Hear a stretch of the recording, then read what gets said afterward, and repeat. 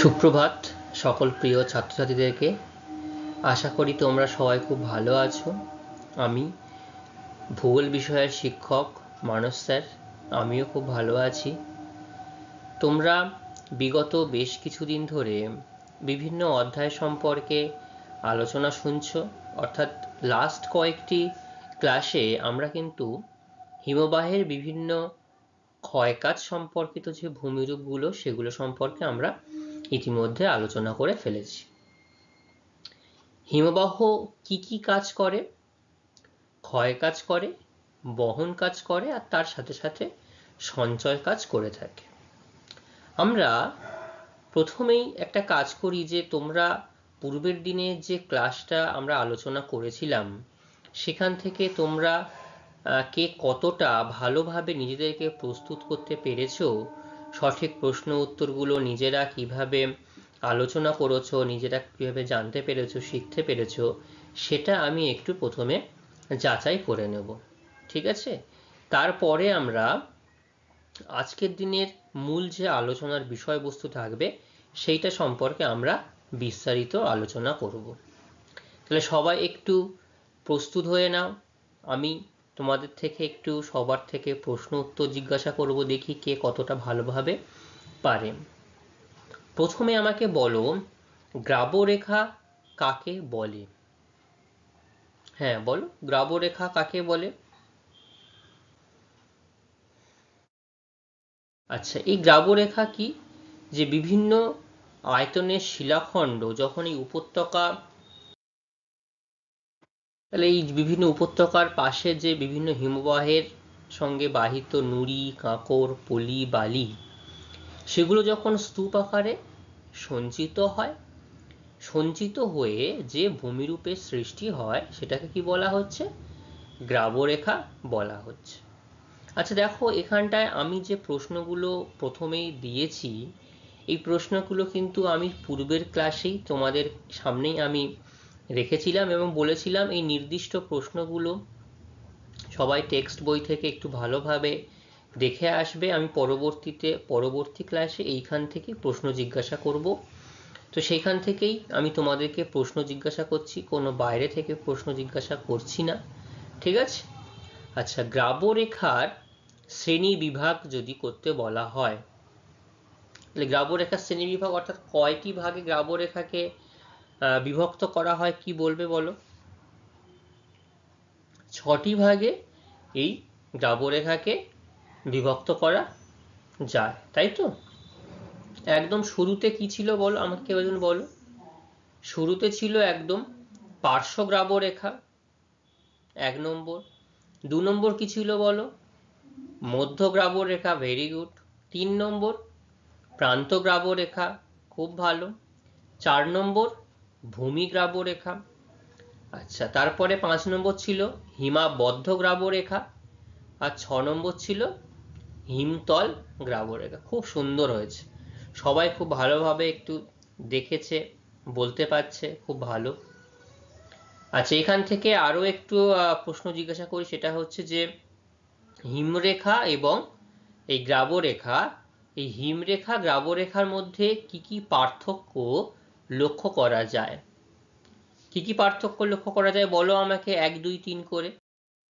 আচ্ছা, প্রথমে যেটা হিমবাহ, এটা হচ্ছে হিমবাহের নিম্ন প্রান্তের সীমারেখা, তাই তো? অর্থাৎ হিমবাহটা ঠিক যে প্রান্ত এসে শেষ হয়ে যাচ্ছে সেটা হচ্ছে 1 নম্বর পার্থক্য। জি, হিমবাহের ক্ষেত্রে, হিমরেখার ক্ষেত্রে হিমবাহের প্রান্তভাগের সীমারেখা একটা।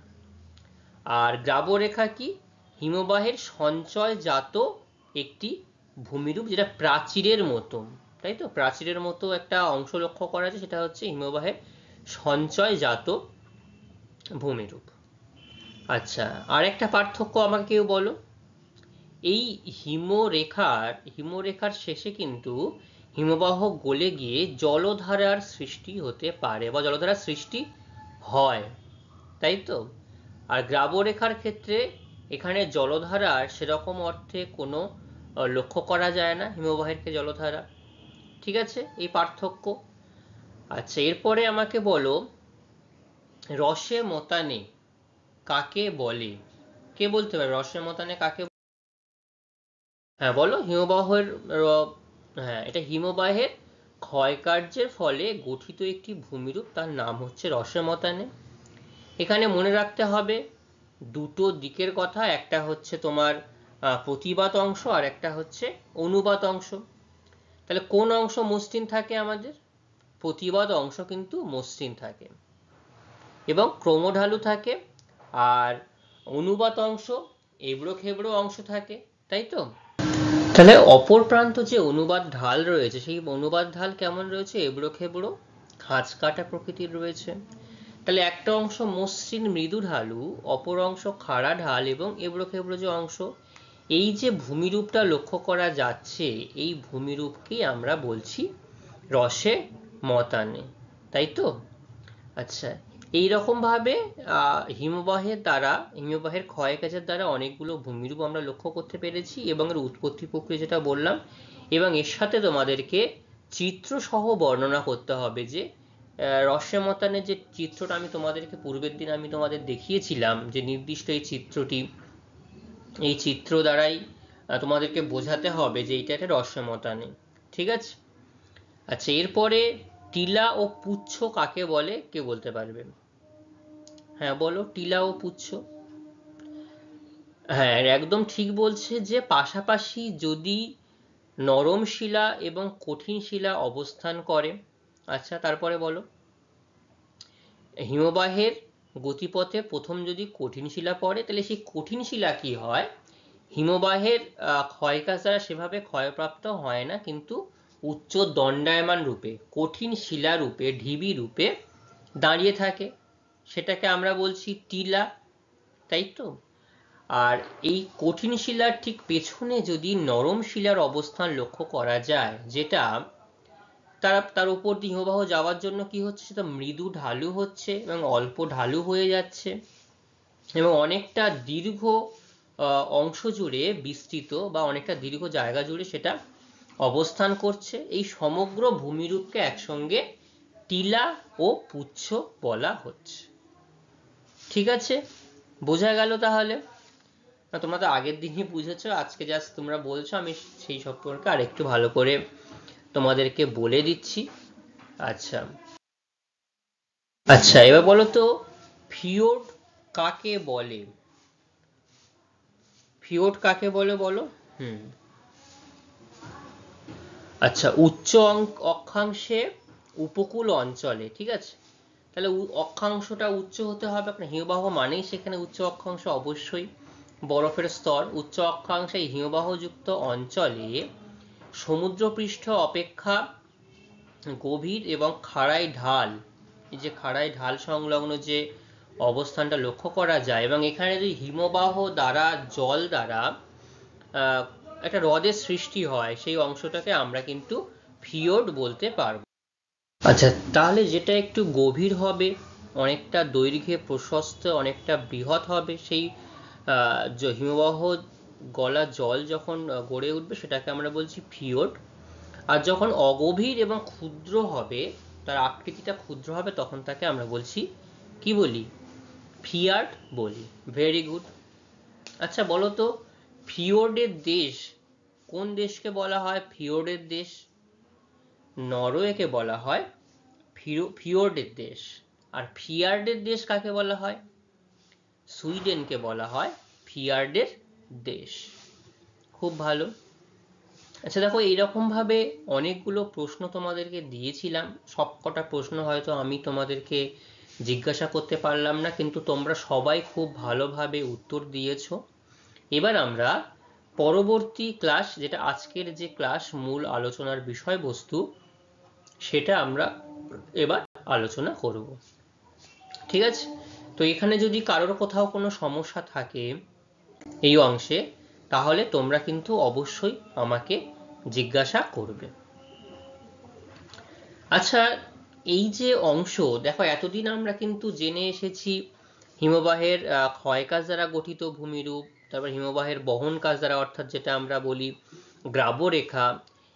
আজকে আমরা জানবো, তার আগে একটু বলো, দেখো এইখানটায় এটা হচ্ছে বরফ গলে যাচ্ছে, বরফ গলে গিয়ে এই যে অংশটা, এখানেও কিন্তু একটা সমভূমির আকার বা সমভূমি একটা স্তর লক্ষ্য করা যায় এইখানটায়। এবং যখন হিমবাহের ঠিক প্রান্তভাগের পরে গ্রীষ্মকালে, বলতো হিমবাহ কি আর তখন হিমবাহ থাকবে? তখন কি হবে? হিমবাহের যে বরফগুলো থাকবে সেই বরফগুলো কিন্তু গলে জল হয়ে যাবে, তাই না? তাহলে এই এতক্ষণে আমরা দেখলাম যে দুটো তিনটে পার্ট আমরা আলোচনা করেছি, সেখানে কিন্তু হিমবাহের, শুধুমাত্র হিমবাহের দ্বারাই ক্ষয় কাজ বা বহন কাজ সম্পর্কে আমরা জেনেছি। এবার আজকের যে অংশ সেটা আমরা জানব হিমবাহ এবং তার সাথে সাথে জলধারা, অর্থাৎ জল, হিমবাহ গলে জল, সেই হিমবাহ এবং জলধারার মিলিত সঞ্চয় কার্য, সঞ্চয় কার্যের ফলে গঠিত ভূমিরূপ, আমরা এগুলো জানবো আজকে। দেখো খুব ইন্টারেস্টিং জিনিস, এই যে ভূমিরূপটা তোমরা পরবর্তী ভূমিরূপটা দেখতে পাচ্ছ, এই যে এটাকে একত্রে বলা হয় বাস্কেট অফ এক্স টোপোগ্রাফি, তার মানে ডিমের ঝুড়ি। কেন এই অংশকে ডিমের ঝুড়ি বলা হচ্ছে? হঠাৎ করে হিমবাহের মধ্যে ডিমের ঝুড়ি কোত্থেকে আসবে? কেউ কি ডিমের ঝুড়ি ওখানে ফেলে দিয়ে এসেছে? তা তো নয়। তাহলে কিভাবে হলো? তাহলে এই জিনিসগুলোই আমরা এবার আস্তে আস্তে জানবো। দেখো এখানে ব্রেইলের স্ট্রিম, এইটাকে কি বলা হচ্ছে? এই যে যখন জলধারা প্রবাহিত হচ্ছে তখন কিন্তু দেখো এতক্ষণ হিমবাহ কিন্তু সোজা পথে প্রবাহিত হচ্ছিল, তোমাদেরকে বারবার বলছিলাম। যখন জলে পরিণত হয়ে গেল বরফ, তখন কিন্তু এটা দেখো এঁকে বেঁকে বিনুনির আকারে কিন্তু এটা প্রবাহিত হতে লক্ষ্য করা যাচ্ছে, তাই তো? এবং এখানে অনেক ভূমিরূপ, এইটা হচ্ছে আজকের যে অংশ পড়ব সঞ্চয়জাত, সম্পূর্ণ এইরকমই ভূমিরূপটা হবে, যেখানে এসকার দেখা যায়, ড্রামলিন দেখা যায়, আউটওয়াশ প্লেন দেখা যায়, সম্পূর্ণ এই যে সম্পূর্ণ রূপে অংশটা, যেটাকে বাংলায় বহি বিধৌত সমভূমি বলা হয়, কেটেল দেখা যায়, ঠিক আছে? এই অংশগুলো কিন্তু আমরা এখানটায় আজকে আলোচনা করব, ঠিক আছে? তাহলে আজকে আমাদের আলোচনার বিষয়বস্তু, যেটা আমরা প্রথম অধ্যায় সম্পর্কে আলোচনা করছিলাম, হিমবাহের বিভিন্ন কাজ, ক্ষয় বহন সঞ্চয়, আজকে পার্ট 5 আমরা আলোচনা করব, ঠিক আছে? আচ্ছা, আলোচনার মূল বিষয়বস্তু এটা হচ্ছে হিমবাহ জলধারার যৌথ কার্যের ফলে গঠিত ভূমিরূপ সমূহ। কোথায় হচ্ছে? এটাকে মাথায় রাখো, পর্বতের পাদদেশে সঞ্চয় কাজ। কারণ এই হিমবাহ তো পর্বত সংলগ্ন স্থানে সীমাবদ্ধ। তাহলে এবার যখন পর্বতের পাদদেশে এসে যখন হিমবাহটা গলে জল হয়ে যাচ্ছে, তাহলে সঞ্চয় কাজটা সেখানেই হবে। এবং শুরুতেই তোমাদেরকে একটু কথা বলে রাখি, বলতো এই হিমবাহ যখন পাহাড়ের উচ্চ পার্বত্য অঞ্চল থেকে যখন প্রবাহিত হয়ে নিম্ন অঞ্চলের দিকে আসছিল, তখন শুধু কি হিমবাহ আসছিল? এর সাথে কি আর কিছু এসেছে? কি এসেছে বলো? এর সাথে সাথে, হিমবাহের সাথে নুড়ি, কাঁকর, পলি, বালি, ছোট ছোট শিলাখণ্ড, সেগুলো এই হিমবাহের সঙ্গে এসেছে। যেমন ঠিক আমরা নদীর উচ্চ গতিতে যখন ক্ষয়কাজ হয়েছিল, এই উচ্চ গতিতে ক্ষয়কাজ হওয়ার সময় কি হয়েছিল? কারণ উচ্চ গতিতে যখন নদী ক্ষয়কাজ করছিল, তখন পাহাড়ি উপত্যকার ক্ষয়জাত পদার্থগুলো, শিলাখণ্ডগুলো, সেগুলো কিন্তু জলের দ্বারা বাহিত হয়ে এই সমভূমিতে এসেই সঞ্চিত হয়েছিল। হিমবাহের ক্ষেত্রেও কিন্তু জিনিসটা একই। এটাও কি হচ্ছে, হিমবাহ যখন ক্ষয়কাজ করে উপরের অংশ থেকে নিচের দিকে ধীরে ধীরে আসছে, শিলাখণ্ড সব কিন্তু সঞ্চিত হচ্ছে। এতদিন আমরা আলোচনা করেছি ক্ষয়কাজ হচ্ছে, হিমবাহ উৎপাটন এবং অবঘর্ষ পদ্ধতিতে ক্ষয়কাজ করেছে। আজকে জানবো আমরা শুধুমাত্র শিলাখণ্ড যে যে অংশে বিভিন্ন জায়গায় গিয়ে জমা হচ্ছে এবং বিভিন্ন আকৃতি নিচ্ছে, কোনোটা উল্টানো ঝুড়ির মতো, কোনোটা বড় প্রস্তরময় শিলাখণ্ড, ঠিক আছে? এরকম বিভিন্ন আকৃতি নিচ্ছে, সেই হিসাবে এদের নামকরণ করা হয়েছে, সেইগুলো আমরা আলোচনা করব।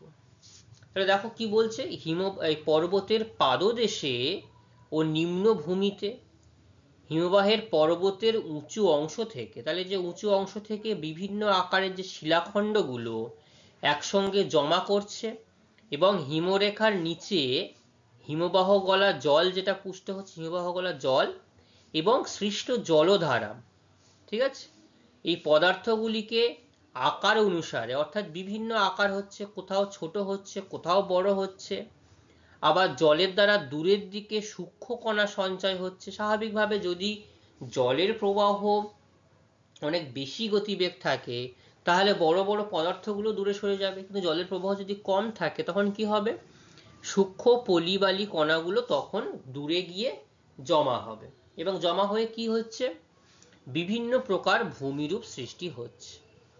তাহলে এই যে হিমবাহ এবং হিমবাহ গলা জল এদের দ্বারা একসঙ্গে যে গঠিত ভূমিরূপ সেটাকে ইংলিশে বলা হচ্ছে গ্লাসিও ফ্লুভিয়াল ল্যান্ডফর্ম। সেটাই আজকে আমাদের আলোচ্য বিষয়বস্তু। এই ছবিটা আমি তোমাদের আগের এতে দেখিয়েছি, এই ছবিটাও দেখো, এটাও আর একটা অ্যাঙ্গেল থেকে আরেকটু সুন্দরভাবে ছবি। এটা সম্পূর্ণ এই যে হিমবাহের যে অংশগুলো দেখো, এই যে পার্বত্য উপত্যকা হিমবাহ, এই যে হিমবাহের প্রান্তভাগ এখানটা চলে আসলো, এটা যদি বলা আমরা হিমরেখা বলি তাহলে হিমবাহের একদম হিমবাহের সর্বশেষ যে অংশ সেটা হচ্ছে হিমরেখা বলা হয়। এরপরে হিমবাহ যেতে পারছে না, কারণ এখানটায় এসে কি হচ্ছে, তাপমাত্রা বৃদ্ধি পাচ্ছে। তাপমাত্রা বৃদ্ধি পাওয়ার জন্য এখানে বরফ গলে যাচ্ছে, জল হয়ে যাচ্ছে, এবং তার সামনের যে ভূমি লক্ষ্য করা যাচ্ছে এর সঙ্গে বয়ে আসা নুড়ি কাঁকর পলিবালি দীর্ঘদিন ধরে, একটা দিনে নয় বা একটা সিজনে নয়, বিভিন্ন হিমযুগ অনেকগুলো বরফের যুগ অতিক্রম করে বছরের পর বছর কিন্তু এগুলো এখানে জমা হয়েছে।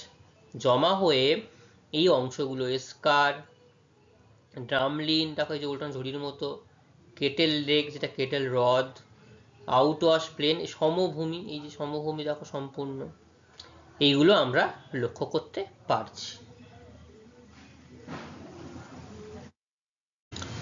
আচ্ছা, তাহলে হিমবাহ এবং জলধারার ফলে যে গঠিত যে ভূমিরূপ, সেই ভূমিরূপের প্রথম যে ভূমিরূপ সেটা হচ্ছে বহিঃবিধৌত সমভূমি। ঠিক আছে, দেখো নামটার মধ্যেই কিন্তু সমভূমি কথাটি রয়েছে, তার মানে এই যে অংশটা সেটা সম্পূর্ণ সমভূমি প্রকৃতির হচ্ছে, আর ইংলিশ এটাকে বলা হচ্ছে আউটওয়াশ প্লেন, এই যে বহিঃবিধৌত সমভূমি। ঠিক আছে, দেখো এই যে অংশটা আমি ছবিটা একটু তোমাদের ফার্স্টে দেখিয়ে দিই, তাহলে একটু তোমাদের লেখাটা পড়লে পরে সুবিধাই হবে। এরকম ভাবে পর্বতের উপরি অংশ, পর্বতের প্রান্তভাগ, এটা হিমবাহের প্রান্তভাগ, এই যে এখান দিয়ে ড্রেনেজ চ্যানেল দেখো এরকম ভাবে, কারণ হিমবাহ গলা তো, হিমবাহ তো সারা বছরই গলছে, হয়তো শীতকালে কম পরিমাণে গ্রীষ্মকালে বেশি পরিমাণে, এরকম ভাবে জল চলে আসছে, এরকম এর সঙ্গে নুড়ি কাঁকড় পলিবালি আসছে, হিমবাহটা যখন এই অংশে চলে আসছে তার সাথেও নুড়ি কাঁকড় পলিবালি এসে এই অংশে জমা হয়ে যাচ্ছে এই নির্দিষ্ট অংশ প্রান্তভাগটাতে এসে, এবং এইভাবে কিন্তু ধীরে ধীরে বেড রক কেন বলা হচ্ছে, কারণ সবার শুরুতে একদম যখন পৃথিবীর আদি লগ্ন থেকে এই বেড রক ছিল, তার উপরে কিন্তু স্তরে স্তরে পলি সঞ্চিত হয়েছে। এরকম ভাবে শুধু পলি বলবো না, ছোট ছোট নুড়ি কাঁকর পাথর শিলাখণ্ড এখানটায় স্তরে স্তরে সঞ্চিত হয়ে গেছে, সঞ্চিত হয়ে এই সমভূমি সৃষ্টি হয়েছে। এই ছবিটাতেও আমরা বলতে পারি, দেখো এখান থেকে হিমবাহর প্রবাহপথ এইটা, আউটওয়াশ প্ল্যান এইটা, কারণ এখানটায় আর হিমবাহের প্রবাহ আর লক্ষ্য করা যাচ্ছে না, এখানে হিমবাহের প্রবাহ শেষ হয়ে গেছে ঠিক তার আগে, এবং এখানে প্রান্ত গ্রাবরেখা এসে তার সবটুকু অংশ এখানে কিন্তু ঢেলে দিয়েছে। ঠিক আছে, তো কি বলা হচ্ছে, হিমবাহের পাদদেশে হিমবাহ বাহিত যে বিভিন্ন পদার্থগুলি জলধারার মাধ্যমে ক্রমশ দূরের দিকে চলে যাচ্ছে, ছোট ছোট পদার্থগুলো, এবং সেগুলো সঞ্চিত হয়ে কি হচ্ছে, সুবিস্তৃত এবং মৃদু ঢালু, এর ওখানেও কিন্তু মৃদু ঢালু লক্ষ্য করা যাচ্ছে, কারণ একদম সমতল ভূমি তো পাহাড় পাদদেশে গড়ে উঠতে পারে না, সেখানে কিন্তু মৃদু ঢালু সমভূমি গঠিত হতে পারছে। এই সম্পূর্ণ অংশটাকে আমরা বলছি বহিঃবিধৌত সমভূমি বা আউটওয়াশ প্লেন। ঠিক আছে, বোঝা গেল তো নাকি? হ্যাঁ, দেখো এখানে যদি আমরা যে সমভূমিতে বসবাস করছি তার সাথে তোমরা যদি কম্পেয়ার করো সেটাকেও মনে রাখতে পারো, কিন্তু তোমাদেরকে সেখানে উল্লেখ করতে হবে আমাদের এখানে নদীর সঞ্চয় কার্যের ফলে স্বাভাবিক বাঁধ বা প্লাবনভূমি গড়ে উঠেছে, আর হিমবাহ অঞ্চলে সেখানে হিমবাহের দ্বারা নুড়ি কাঁকর পলিবালি দিয়ে মৃদু ঢালু যে সমভূমি গড়ে উঠেছে সেটাই হচ্ছে আউটওয়াশ প্লেন। আইসল্যান্ডে একে স্যান্দুর বলা হয়। কি বলা হচ্ছে এই আউটওয়াশ প্লেনকে? আইসল্যান্ডে একে স্যান্দুর বলা হচ্ছে। এই সমভূমি নদী দ্বারা বিচ্ছিন্ন হলে তাকে ভ্যালি ট্রেন বলা হয়। নদী দ্বারা কখন বিচ্ছিন্ন হবে? ধরো এদিকে একটা সমভূমি রয়েছে, এদিকে একটা সমভূমি রয়েছে, ওরা দ্বীপের মতো হয়ে যায়, আর দেখো এই যে নদী, এই নদী দ্বারা যদি বিচ্ছিন্ন হয়ে যায় তখন তাকে আমরা কি বলবো? Valley train. ভ্যালি ট্রেন কাকে বলে? এই বহির্বিধৌত সমভূমি যখন নদী দ্বারা বিচ্ছিন্ন হয়ে যাবে তখন তাকে আমরা বলবো ভ্যালি ট্রেন। ঠিক আছে। আচ্ছা, উৎপত্তি কিভাবে হচ্ছে? বলা হচ্ছে যে তোমরা তো শুনেছো প্রান্ত গ্রাবরেখার নাম শুনেছো তো, অর্থাৎ গ্রাবরেখার একদম শেষ প্রান্তে যেখানটাতে শিলাখণ্ড স্তূপাকারে জমা হচ্ছে, তাহলে এই যে প্রান্ত গ্রাবরেখা, এই যে এখানটায় প্রান্ত গ্রাবরেখা, এই যে এইটা গ্রাবরেখা থেকে উৎপন্ন জলধারাগুলি প্রান্তরেখার কাছে ভারী এবং বড় টিলা ক্রমশ দূরের দিকে হালকা ও সূক্ষ্ম পদার্থ হিমবাহের পাদদেশের নিম্নভূমিতে সঞ্চয় করছে। ঠিক আছে, তাহলে গ্রাবরেখার কাছে ভারী এবং বড় টিলাগুলো জমা হচ্ছে আর দূরের দিকে হালকা সূক্ষ্ম পদার্থগুলো জমা হচ্ছে, জমা হয়ে একটা ভূমিরূপ তৈরি হচ্ছে। এবং এই মৃদু ঢালযুক্ত সমভূমি যখন গড়ে উঠছে এবং এখানটার যে জলধারা, কিসের জলধারা বলতো? বরফ গলা জলের জলধারা। জলধারা এখানটায় গলে গিয়ে বিনুনির মতো, অর্থাৎ যখন এঁকে বেঁকে প্রবাহিত হয়, বিনুনির আকৃতি, মেয়েদের চুল বিনুনি করা দেখেছো তো, সেরকম ভাবে বিনুনির আকৃতি এরকম ভাবে করে এখান নদীর মতো এই জলধারা কিন্তু প্রবাহিত হতে দেখা যায়। সবাই বুঝতে পেরেছো এই অংশ থেকে যা বলা হলো? আচ্ছা,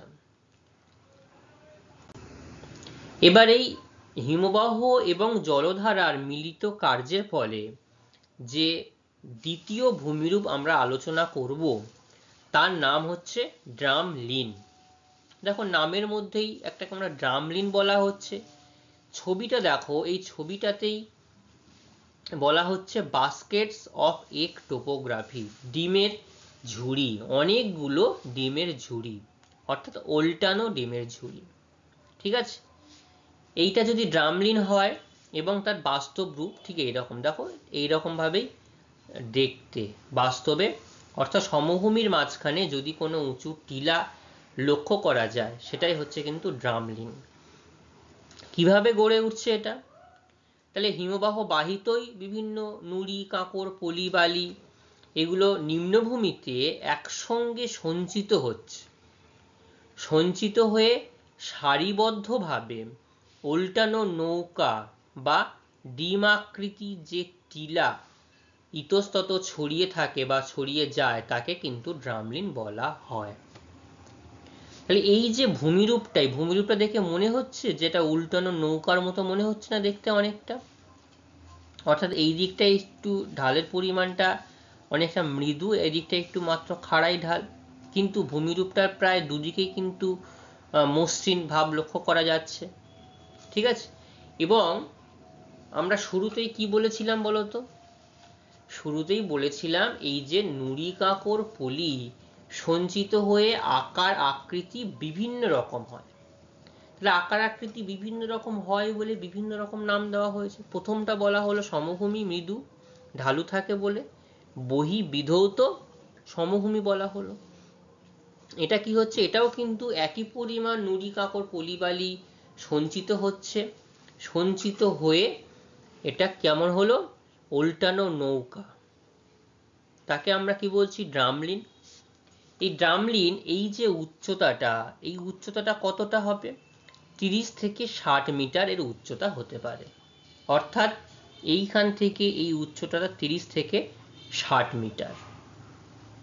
চওড়া কতটা হবে? চওড়া হবে 400 থেকে 800 মিটার পর্যন্ত চওড়া হতে পারে, ঠিক আছে। আর দৈর্ঘ্য হতে পারে 1 থেকে 3 কিলোমিটার পর্যন্ত কিন্তু এর দীর্ঘ হতে পারে, কারণ অনেকটা লম্বা জায়গা জুড়ে। এই যে অংশটা আমরা দেখতে পাচ্ছি বাস্তবে যে ছবিটা, এটা কিন্তু দূর থেকে ছবি তোলা দেখে মনে হচ্ছে এইটুকুনি, কিন্তু এটা কিন্তু অনেকটাই লম্বা এবং এর থেকে আরো দীর্ঘ ড্রামলিন দেখতে পাওয়া যায়। তাহলে কত মিটার উঁচু হয় বলো? 30 থেকে 60 মিটার উঁচু হতে পারে।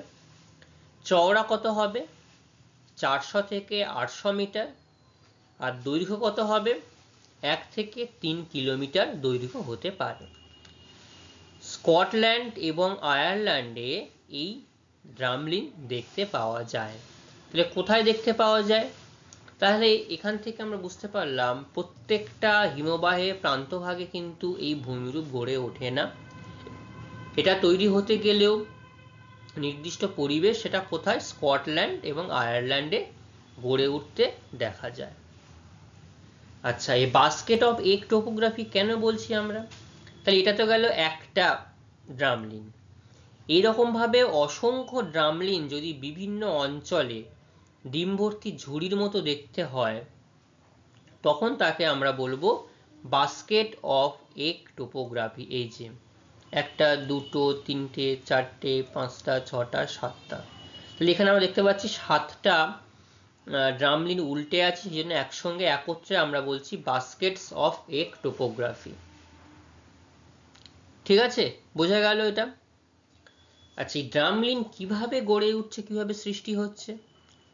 তাহলে প্রথমে কি হচ্ছে, হিমবাহ যখন হিমবাহ যখন প্রবাহিত হচ্ছে, সামনে যখন যাচ্ছে, তখন এই শিলাখণ্ডগুলো সঞ্চিত হয়ে যাচ্ছে, ঠিক আছে।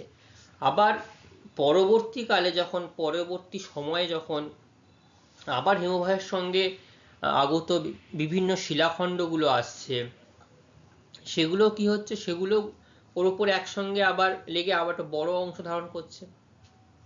এরকম ভাবে পূর্বের আর এখনকার শিলাখণ্ড একসঙ্গে সঞ্চিত হয়ে আদর্শ ড্রামলিন তৈরি হচ্ছে, ঠিক আছে। এবং এই যে বিভিন্ন হিমযুগে, কারণ একটা হিমযুগে তো বা একটা অংশেই তো ড্রামলিন তৈরি হয়ে যাবে না, বিভিন্ন হিমযুগে কাদার স্তর, তারপরে এই যে টিলার ওপরে অসম কেন্দ্রিক ভাবে, অর্থাৎ একদিকে একটু বেশি ঢালু আর একদিকে মৃদু ঢালু সঞ্চিত হয়ে কিন্তু এই ড্রামলিন বিকাশ লাভ করে। তাহলে বোঝা গেল ড্রামলিন এবং ড্রামলিনের উৎপত্তি সম্পর্কিত বিস্তারিত ধারণা। এখান থেকে ড্রামলিনের সংজ্ঞা, বাস্কেট অফ এগ টোপোগ্রাফি কাকে বলে, কোন অঞ্চলে দেখতে পাওয়া যায়, ড্রামলিনের বৈশিষ্ট্য অর্থাৎ এটি কতটা উঁচু চওড়া, কতটা দৈর্ঘ্য বড় হয়, সেটা কিন্তু এখান থেকে প্রশ্ন আসতে পারে। এবং তোমাদের কাছে ছবি আঁকতে বলা হলে তোমরা সুন্দরভাবে এই ছবিটা এঁকে দেবে, আঁকবে, ঠিক আছে। আচ্ছা, এরপরে আমরা রসেমতানে এবং ড্রামলিনের মধ্যে পার্থক্য জানবো। দেখবে তোমরা আমাকে প্রশ্ন করলে না কেউ, এটা আমি করলে ভালো লাগতো, যে আমরা যখন রসেমতানে পড়েছিলাম দেখবে আর ড্রামলিনটা দেখতে কিন্তু অনেকটাই একই, কিন্তু এর গঠনগত কিছু পার্থক্য আমরা লক্ষ্য করতে পারি। সেটা কি গঠনগত পার্থক্যটা? প্রথমেই আমাদের মাথায় রাখতে হবে রসেমতানে কিসের দ্বারা গঠিত ভূমিরূপ? হিমবাহের ক্ষয়কার্যের ফলে গঠিত ভূমিরূপ। আর ড্রামলিন হচ্ছে হিমবাহ এবং জলধারার দ্বারা মিলিত সঞ্চয় কার্যের ফলে গঠিত একটা ভূমিরূপ। এটা হচ্ছে প্রধান এবং প্রথম পার্থক্য।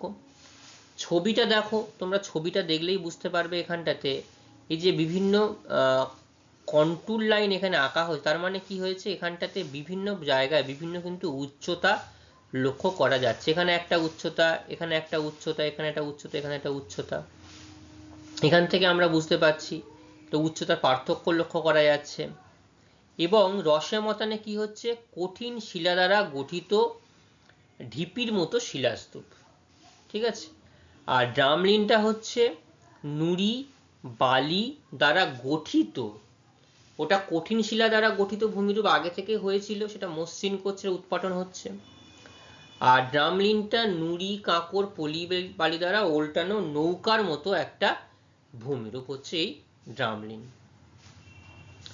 আচ্ছা, বৈশিষ্ট্য আরো একটা 3 নম্বর কি রয়েছে, রসেমতানের প্রতিবাদ অংশ মসৃণ হয়, অর্থাৎ এই যে অংশটা, এই অংশটা মসৃণ হচ্ছে দেখো, আর অনুবাদ অংশ অমসৃণ হচ্ছে আর খাড়া ঢালু। অনুবাদ অংশ এটা, অনুবাদ অংশ অমসৃণ আর খাড়া ঢালু হচ্ছে।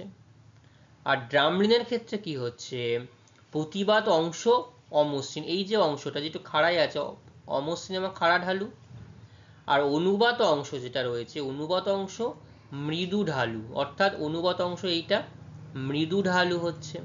তাহলে রসমতানের সম্পূর্ণ বিপরীত একটা অবস্থা কিন্তু আমরা এখানটায় লক্ষ্য করতে পারছি।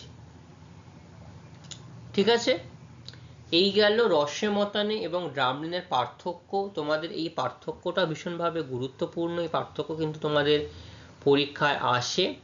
রসমতানে আর ড্রামলিনের মধ্যে যে পার্থক্য জিজ্ঞাসা করা হয়, ঠিক এরকমভাবে পয়েন্ট করে তোমাদেরকে নির্দিষ্টভাবে আলোচনা করতে হবে। ঠিক আছে, এবং তার সাথে তোমরা যদি ছবি দিয়ে দেখিয়ে দিতে পারো যে অংশটা, যে কোনটা প্রতিবাদ অংশে মসৃণ আর কার প্রতিবাদ অংশ অমসৃণ খাড়া ঢালু হচ্ছে, তাহলে সেটা কিন্তু খুব ভালো হবে আরো। ঠিক আছে, তাহলে আমরা এতক্ষণে কটি ভূমিরূপ সম্পর্কে আলোচনা করেছি। 1 নম্বর আমরা আলোচনা করলাম আউট ওয়াশ প্লেন বা বহিঃবিধৌত সমভূমি, তারপরে ড্রামলিন। এখন যে ভূমিরূপ সম্পর্কে আমরা আলোচনা করব তার নাম হচ্ছে কেম। ঠিক আছে, ভালো লাগছে তো সবার? আচ্ছা, অসুবিধা হলে জিজ্ঞাসা করবে কিন্তু।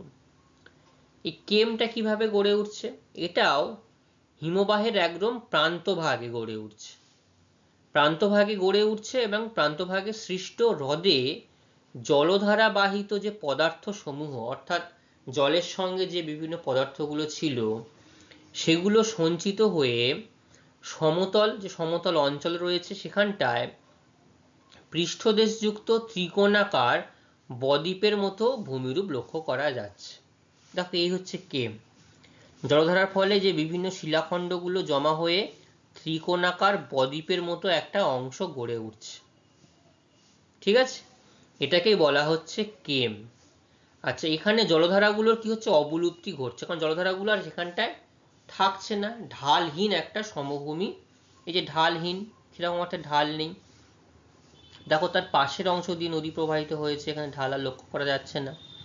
ঠিক আছে, আবার কেম সোপান, কেম সোপানটা কি, সিঁড়ির মতো যে অংশ, অর্থাৎ এই যে হিমবাহ উপত্যকার দুই পাশে, এই যে হিমবাহ উপত্যকার দুই পাশে কি হচ্ছে, যখন সমতলের পৃষ্ঠদেশযুক্ত দ্বীপের মতো ভূমিরূপ গড়ে উঠছে, এই যে সমতলের পৃষ্ঠদেশযুক্ত দ্বীপের মতো ভূমিরূপ গড়ে উঠছে, এটাকে আমরা বলছি কেম সোপান। ঠিক আছে, একটা হচ্ছে কেম যেটা ত্রিকোণাকার বদ্বীপের মতো দেখতে, আর একটা হচ্ছে পৃষ্ঠদেশ দ্বীপের মতো ভূমিরূপ যেটা কেম সোপান বলছি। কোথায় লক্ষ্য করা যায়? স্কটল্যান্ডের ল্যামারমুয়ার উপত্যকায় এই কেম সোপান দেখতে পাওয়া যায়। ঠিক আছে, উৎপত্তি কিভাবে হচ্ছে, এটাও পর্বতের পাদদেশীয় কোনো হ্রদে জলধারা, জল যে আসছিল তার দ্বারা নুড়ি কাঁকর পলি বালি একসঙ্গে জমা হচ্ছে, জমা হয়ে এটাও কালক্রমে কিন্তু ভরাট হয়ে যাচ্ছে, ভরাট হয়ে বদ্বীপের মতো ত্রিভুজাকার একটা সমভূমি গড়ে উঠছে, এটাকে কেম গড়ে উঠছে। ঠিক আছে, আবার এই হিমবাহ উপত্যকার যে দুপাশে যে দেওয়াল রয়েছে, বরফ সংলগ্ন অংশ, সেই বরফ সংলগ্ন অংশ যদি সূর্যের তাপে যদি গলে যায় এবং সেখান থেকে গলে গিয়ে আর কেটেল হ্রদ রয়েছে, সেই কেটেল থেকেও যদি শিলাখণ্ড এসে জমা হয়, জমা হয়ে পর্বতের যে পাদদেশে অঞ্চলে ধাপের আকারে একটা সোপান সৃষ্টি করে, তখন তাকে আমরা বলছি কেম সোপান। ঠিক আছে, তাহলে এখান থেকেও তোমাদের কেম কাকে বলে, কেম সোপান কাকে বলে এবং উৎপত্তি পদ্ধতি আলোচনা করতে বললে তোমাদের কিন্তু এই অংশ আলোচনা করতে হবে। ঠিক আছে, 4 নম্বর যে ভূমিরূপ সম্পর্কে আমরা আলোচনা করব তার নাম হচ্ছে এসকার। কি বললাম? এসকার। তো এটাও কিন্তু হিমবাহ এবং জলধারার যৌথ কার্যের ফলে গঠিত একটা সঞ্চিত ভূমিরূপ, মানে সঞ্চয় কার্যের ফলে গঠিত একটা ভূমিরূপ। তো এটা কিভাবে গড়ে উঠছে ছবিটা একটু দেখো। এই হচ্ছে এসকার। দেখো বহির্বিরোধ সমভূমি, সমভূমির ওপর দিয়েই একটা শৈলশিরার মতো একটা অবস্থান লক্ষ্য করা যাচ্ছে। দেখো এই যে শৈলশিরার মতো একটা অবস্থান, একটা উঁচু পর্বত বলা যাবে না, কিন্তু শৈলশিরার মতো একটু, অর্থাৎ সেই পৃষ্ঠদেশ থেকে সামান্য উঁচু, এরকমভাবে উঁচু দুদিকে ঢালু হয়ে একটা উচ্চভূমি লক্ষ্য করা যাচ্ছে। এই অংশ দেখো হলুদ ডটেড লাইন দিয়ে খুব সুন্দরভাবে বলে দেওয়া হয়েছে। বিভিন্ন জায়গায় জল সৃষ্টি, হ্রদের সৃষ্টি হয়ে জলাশয় সৃষ্টি হয়েছে, তার মাঝখান দিয়েও কিন্তু এই এসকারগুলো গড়ে উঠছে। তো কিভাবে এসকারটা গড়ে উঠছে? হিমবাহ বাহিত বিভিন্ন আকারের পাথরখণ্ড, তাহলে হিমবাহের সঙ্গে যে পাথরখণ্ডগুলো আসছিল পর্বতের পাদদেশের কি হচ্ছে, নিম্নভূমিতে একসঙ্গে সঞ্চিত হচ্ছে। অর্থাৎ যে নিম্নভূমি রয়েছে, একদম সমতল ভূমি রয়েছে, নিম্নভূমিতে একসঙ্গে সঞ্চিত হয়ে দীর্ঘ আঁকা বাঁকা শৈলশিরার মতো যে ভূমিরূপ গড়ে উঠছে তাকে এসকার বলা হচ্ছে। ঠিক আছে, বোঝা গেল? তাহলে এটাও হিমবাহের সঙ্গে এসছিল, নুড়ি কাঁকড় শিলাখণ্ডগুলো এসে পাদদেশের নিম্নভূমিতে একসঙ্গে সঞ্চিত হলো, সঞ্চিত হয়ে দীর্ঘ আঁকা বাঁকা শৈলশিরা, কারণ শৈলশিরা তো সোজা হয়নি। দেখো ছবিটি তোমরা বুঝতে পারছো, এই ছবিটায় এঁকে বেঁকে প্রবাহিত হচ্ছে, এবং এটা এই ভূমিরূপ যে সৃষ্টি হচ্ছে এটাকে বলা হচ্ছে এসকার। এটি 10 থেকে 30 মিটার উঁচু হচ্ছে এবং 100 মিটার থেকে কয়েক শত কিলোমিটার পর্যন্ত দীর্ঘ হয়। দেখো এই যে এসকারটা আমরা বুঝতে পারছি, এটা 10 থেকে 30 মিটার, সর্বোচ্চ 30 মিটার পর্যন্ত উঁচু হতে পারে। দৈর্ঘ্য কয়েকশো মিটার হতে পারে, 100 মিটার, 200 মিটার, 300 মিটার থেকে কয়েক শত কিলোমিটার, মানে অনেক দূর পর্যন্ত কিন্তু এর প্রবাহিত বা এটার অংশ লক্ষ্য করা যেতে পারে। ঠিক আছে, কোথায় দেখা যায়? ফিনল্যান্ডে এবং আয়ারল্যান্ডে দেখা যায় এই এসকার। ফিনল্যান্ডের একটা সবচেয়ে উল্লেখযোগ্য যে এসকার, তার নাম হচ্ছে পুনকাহারুও। এটা হচ্ছে ফিনল্যান্ডের একটা উল্লেখযোগ্য এসকার। ঠিক আছে, তাহলে বোঝা গেল এসকার। উৎপত্তি, হিমবাহ যখন গলে যাচ্ছে, তাহলে হিমবাহ গলে গেলে হিমবাহের সঙ্গে বাহিত নুড়ি কাঁকড় পলিবালি এগুলোই গ্রাবরেখার ওপর থিতিয়ে পড়ছে, থিতিয়ে পড়ে কি হচ্ছে, শৈলশিরার আকার ধারণ করছে, ধারণ করে এসকার তৈরি হচ্ছে। যখন এই যে প্রান্ত গ্রাবরেখার দিকে বা হিমবাহ গ্রাবরেখাগুলো যখন বরফ দিয়ে আটকানো ছিল তখন কিন্তু এগুলো বোঝা যায়নি, কিন্তু যখন বরফ সম্পূর্ণ গলে গেল এই গ্রাবরেখার উপরে থিতিয়ে পড়ে এই সঞ্চিত হয়ে এঁকে বেঁকে এই শৈলশিরা লক্ষ্য করা যাচ্ছে, এটাকে এসকার নামকরণ করা হয়েছে। ঠিক আছে, চারটি ভূমিরূপ সম্পর্কে আমরা ইতিমধ্যে আলোচনা করলাম। সর্বশেষ যে ভূমিরূপটি রয়েছে তার নাম কি? কেটেল। ঠিক আছে, এই কেটেল যেটা এই বহির্বিধৌত সমভূমি, দেখো এই হচ্ছে কেটেল। একদম কেটলির মতো দূর থেকে মনে হচ্ছে না? কেটলির মতো এরকম একটা অংশ যেখানে আমরা খাবার বা জল নিয়ে থাকি এখানটাতে। তাহলে এই বহির্বিধৌত সমভূমিতেই আটকে পড়া বরফের চাঁই কোনো একটা জায়গায় গিয়ে আটকে গেছিল, আটকে গিয়ে এই বরফের চাঁই যখন গলে যাচ্ছে, ঠিক আছে, গলে গিয়ে স্থানটি অবনমিত হয়ে গর্ত সৃষ্টি হয়, তাকে আমরা কেটেল বলছি। অর্থাৎ কোনো একটা এই যে বহির্বিধৌত সমভূমি রয়েছে, সমভূমিটা আমি তোমাদের দেখিয়েছিলাম এরকম সমভূমিতে বরফের চাই কোনো একটা জায়গায় এসে সেখানটায় গলে গিয়ে অবনমিত হয়ে গর্ত সৃষ্টি হচ্ছে। ঠিক আছে, এই অংশকে আমরা কেটেল বলছি। এবং এই যে গর্তটা সৃষ্টি হয়েছে সেইটা যদি এই জলধারার সেখানে যদি জমে যায়, জল যদি সেই অংশে জমে যায়, জমে গিয়ে যে হ্রদের সৃষ্টি হবে সেটাকে আমরা কি বলবো? কেটেল হ্রদ বলবো। ঠিক আছে।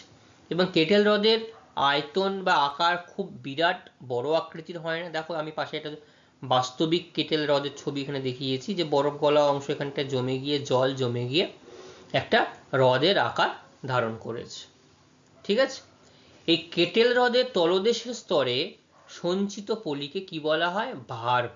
এগুলো কিন্তু শূন্যস্থান পূরণ বা শর্ট প্রশ্নের জন্য খুবই গুরুত্বপূর্ণ, যে কেটেল সংলগ্ন স্তর বা পলিমাটিকে কি নামে চিহ্নিত করা হয়? ভার্ব নামে চিহ্নিত করা হয়। হ্যাঁ ঠিক বলেছে, ইংলিশের যে ভার্ব বলা হয় ঠিক একই তার উচ্চারণ, সেই পলিকে ভার্ব বলা হচ্ছে। ইংলিশে ভার্বকে আমরা ক্রিয়া বলি, আর এখানটায় ভার্বকে পলিমাটিকে ভার্ব বলছি আমরা। ঠিক আছে। আচ্ছা, এই কেটেলগুলির মাঝের উঁচু স্থানগুলোকে নব বলা হয়।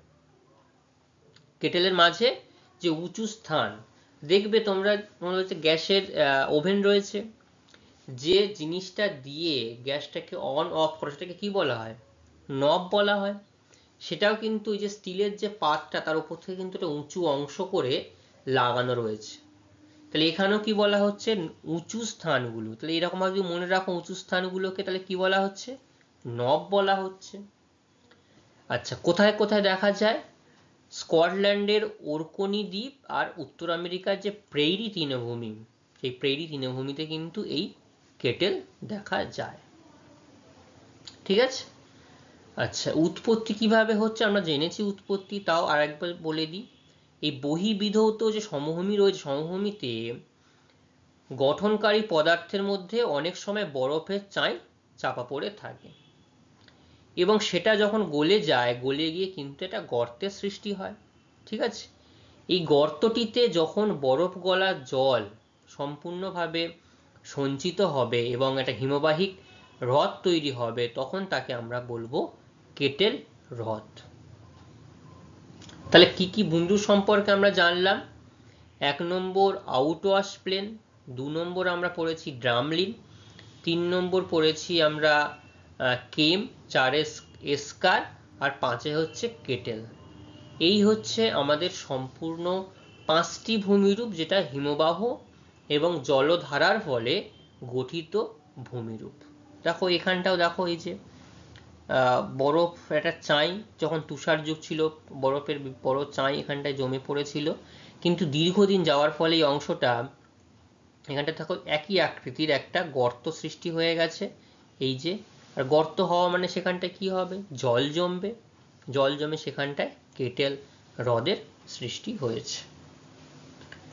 এতক্ষণ আমরা যেটুকু অংশ আলোচনা করেছি বা আলোচনা করতে পেরেছি, তার থেকে এই নির্দিষ্ট গুরুত্বপূর্ণ বাছাই করা প্রশ্ন আমি তোমাদের সামনে রাখলাম বা তোমাদেরকে দিলাম।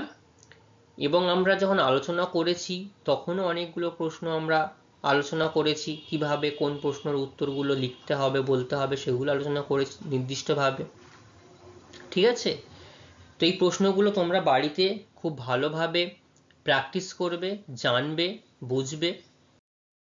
তো এই নির্দিষ্ট এই যে প্রশ্নগুলো তোমাদের সামনে রেখেছি, প্রশ্নগুলো তোমরা বাড়িতে ভালোভাবে নিজেরা একটু পড়ে নেবে, পড়ে নিয়ে নিজেরা একটু প্র্যাকটিস করবে, যে যে টপিকটা তোমরা পড়লে বা জানলে বা বুঝলে, সেইটা তোমরা নিজেরা কতটা ভালো তোমরা বুঝতে পারলে, এই প্রশ্নগুলো কিন্তু নিজেদেরকে করলেই তোমরা কিন্তু সেটা সঠিক উত্তর পেয়ে যাবে। যদি সঠিক উত্তর না দিতে পারো, তাহলে তোমাদেরকে আরও একবার করে পড়তে হবে টপিকটাকে।